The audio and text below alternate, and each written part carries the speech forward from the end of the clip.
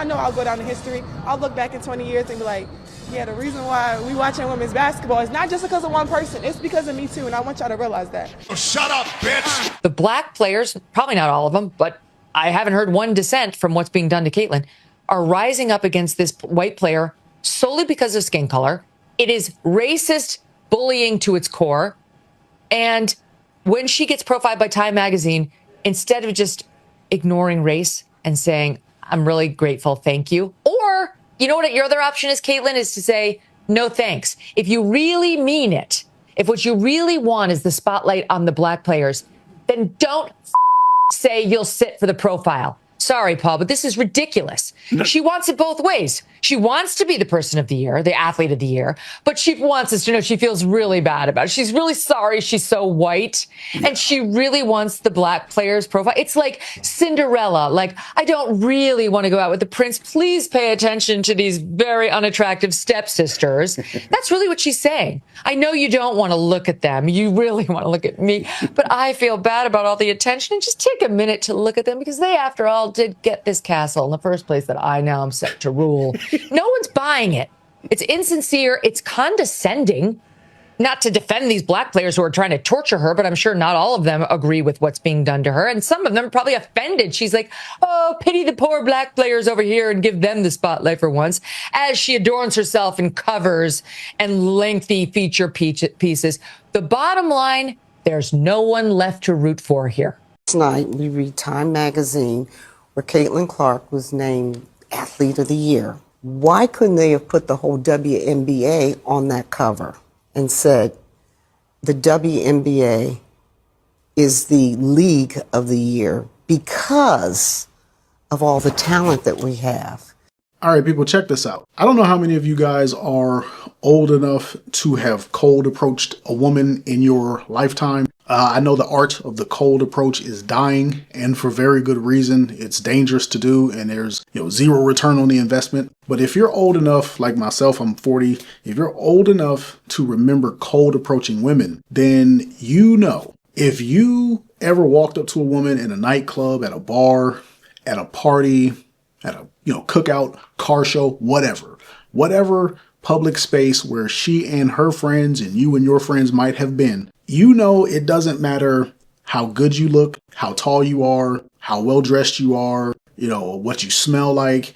Like, you could have it all squared away across the board. Like, you could literally tick every box, and that woman will still say no. She'll still shoot you down, and she can be 100% available and all of that. And you might ask yourself, like, what went wrong? Let's assume that the cold approach went pretty well. Like, you spoke to her, she spoke, she gave you conversation. She'll tell you no. Why? She's going to tell you no because she doesn't want her friends to get jealous and knife her in the back. Because her friends, let's assume that none of her friends are as pretty as her.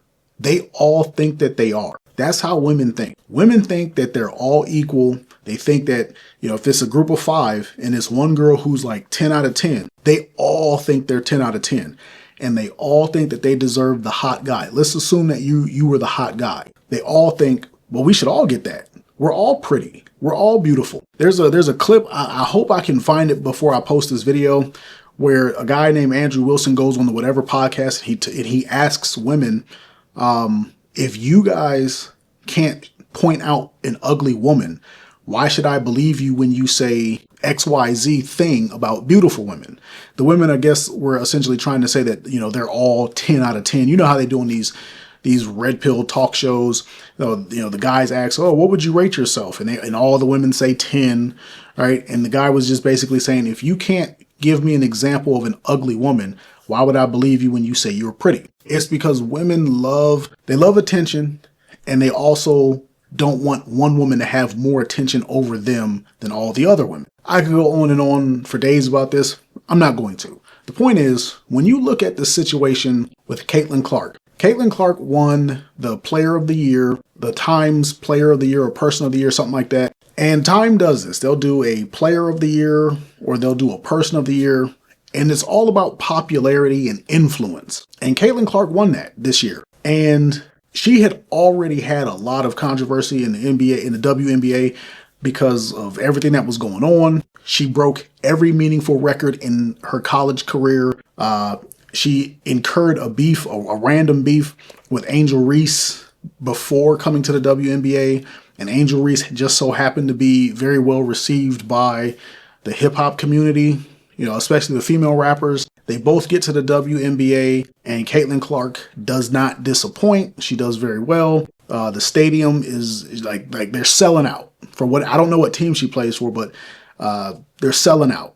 Angel Reese's team, not so much. The WNBA as a whole did very, very well, but her team, Caitlin Clark's team, did exceedingly well in terms of viewership and selling out. The WNBA has never turned a profit. They didn't turn a profit this year. They still lost like 40, 50 million.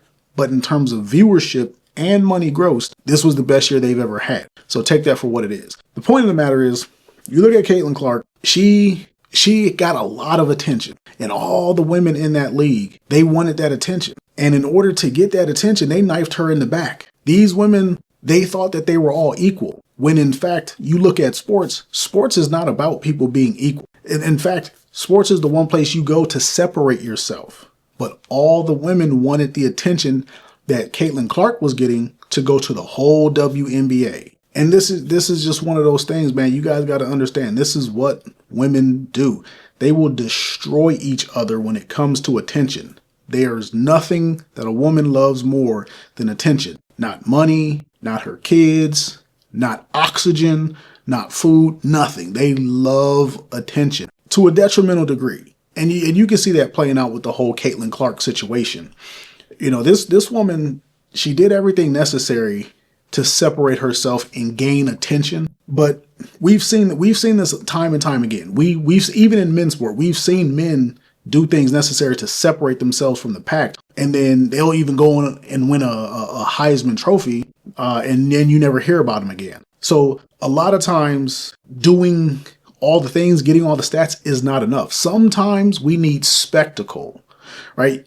Look at Michael Jordan. I haven't finished it, but I just started watching the ESPN 30 for 30 series on The Last Dance, like the Bulls last season. If you look at Michael Jordan, he obviously had the skills, but he had the spectacle that went with it. Michael Jordan was spectacle personified. There are dozens of movies made about Michael Jordan. There are dozens of documentaries made about Michael Jordan. How many documentaries does Scottie Pippen have? Like, I know he has 6 rings. I don't know how many documentaries he has. Dennis Rodman. Dennis Rodman had a very good documentary made about him. I want to say in the early 2000s. It was done on, I want to say it was either VH1. I think VH1 did one. It was a behind the stage or behind the music for some reason, or it could have been ESPN Behind the Glory. I think that's the one that they did. Either way, I know Dennis Rodman has had several documentaries done on him. I think one on ESPN Behind the Glory and one on MTV or VH1, something like that. He even got into movies. He did a movie with Jean-Claude Van Damme. Wasn't very good, but I mean, whatever. The point is, we've seen amazing players, and then we've seen just those players who are a whole other level. And it's just because, they can garner the spectacle. They can catch the people's eye. They can catch the people's attention. They captivate the people for something more than just their play. So there's multiple elements to being mega famous and getting lots of attention. Caitlin Clark she's a very skilled basketball player. And she's not like a super outspoken person. It's not like, her basketball is here and then her spectacle is here. Realistically, her basketball is here and her spectacle is here. But the spectacle all revolves around her beef with Angel Reese. And then when she got to the WNBA, the black women not accepting her. Here's the deal. You guys have to understand that there are a multitude of factors that go into making someone successful. But why would anybody want to be successful if they have to endure what Caitlin Clark is enduring? Because the whole league hates her because she's, I won't say better, but she has the limelight. She has the spark right now. The league didn't turn on Jordan when Jordan was crushing everybody. They embraced it because they understood it was an opportunity for everybody. I don't know if you guys remember, but back in the early 90s, Japan wanted to start taking on basketball. Like they wanted they wanted the NBA. And this was before we had cable packages, but they said they only wanted Michael Jordan. They only wanted the Bulls. Now, I don't know how the NBA got them those games. I don't know if they had like satellite technology back then or if they just taped the games and rush ordered them to Japan. I don't know. All I know is Japan got basketball. Japan got the NBA. They were one of the first people that we exported to. That's how much popularity Jordan had. And people didn't turn on him. He was getting $30 million in his last season. He was getting so much money. Jerry Krause didn't want he was like, "Nah, we breaking this up. We ain't paying you that much money." People was writing songs about him. I want to be like Mike. He was getting all the Gatorade commercials and all the Wheaties commercials. He was getting everything. Was there jealousy? Absolutely. But were people making it, very vocal? Probably not. I don't remember what everybody said, but I don't remember people coming out and dissing Jordan because of his popularity. Maybe because he was, had his own set of rules. You couldn't breathe on him without getting a foul. But think about it. Think about Caitlin Clark and what she's going through. Why would you want to work in that environment? Like if I'm Caitlin Clark and I can turn this kind of spectacle into a social media career or something else, why wouldn't you do that? I say all that because a lot of you guys work in corporate America, or you work in engineering firms, you work at law firms, you work wherever you work, and you have to work with women. I want you to think about being the top dog at your workplace. What if you were the top dog, you were the top performer, and you were just crushing it, and you started getting knifed in the back like this? Think about it. The woman who said this, who said that everybody should be on the cover, this should be the whole WNBA. The woman who said that, I do believe, is either a CEO of one of the teams or an owner. I know she's a high-ranking official. I'll try to get her official title and maybe flash it up on the screen when I edit this. But the point of the matter is, the entire WNBA thinks they're Caitlin Clark. They think that they should be, eating off of her accomplishments. She's the one who set all the records in college, not these other ladies. I don't know how many of you guys remember, like back in the early 2000s, Diana Taurasi was just destroying things at UConn. Like I think that UConn team had like 4 straight national titles, and then she went into the WNBA and she's had a great career. Nobody knifed her in the back. Why? Because her career never took off. The WNBA never took off under Diana Taurasi, her being the top dog. Sue Bird, Larry Bird's daughter, she came in as a highly touted player. She was Larry Bird's daughter, and she did very well for herself in the WNBA. WNBA never took off, so nobody knifed her in the back. What's the girl? Breanna Stewart, same deal. She had a lot of hoopla behind her coming from Oregon and all this and all that. She gets into the league.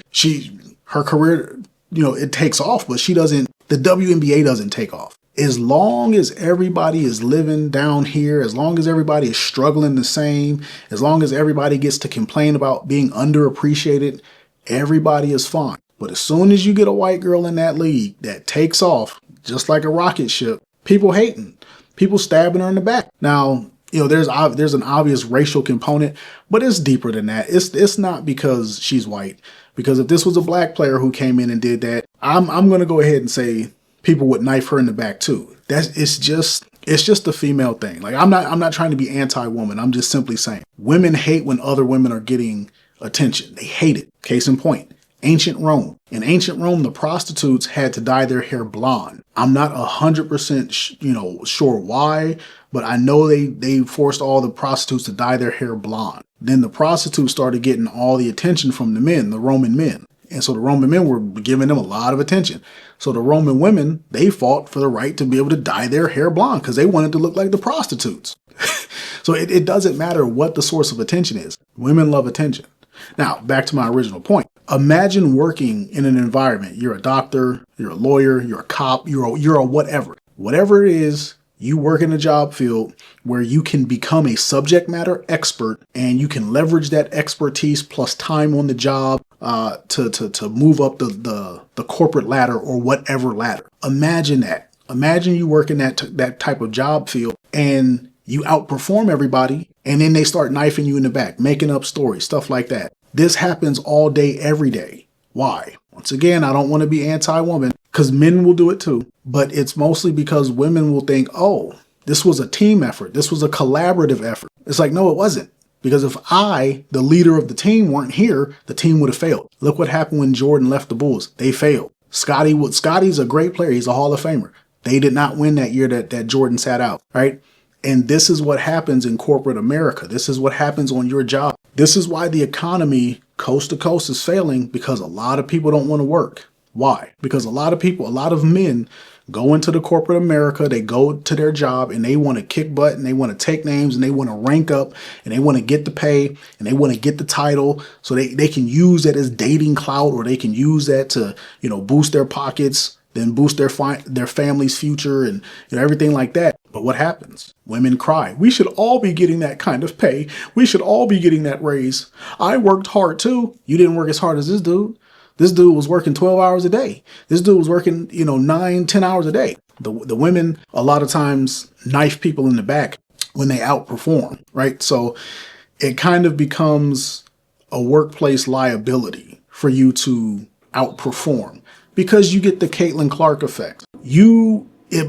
Sometimes it's not even about you outperforming people, because Caitlin Clark didn't have the best stats necessarily. A lot of times it's about you being the guy that gets noticed. That's a realistic element of the professional workplace. Do people eat? Do people like you? Go to the military and see what happens when people don't like you in your work center. The military ain't shooting guns and dropping bombs all day. You have to be well received. People have to like you. You have to be able to, play the games, rub the elbows and kiss the babies and shake the hands. I'm not saying women aren't good at that, but there are men out there who are great at it. And then it just so happens that they're great at their job too. Jealousy. Men will get jealous and say stuff about you, but women will literally knife you in the back. And once again, I'm not trying to be anti-woman. I'm just simply saying, if you guys want to know why the economy is all jacked up, why people don't want to work, it's because this kind of thing happens. People aren't going to talk about it. They'll say people don't want to work.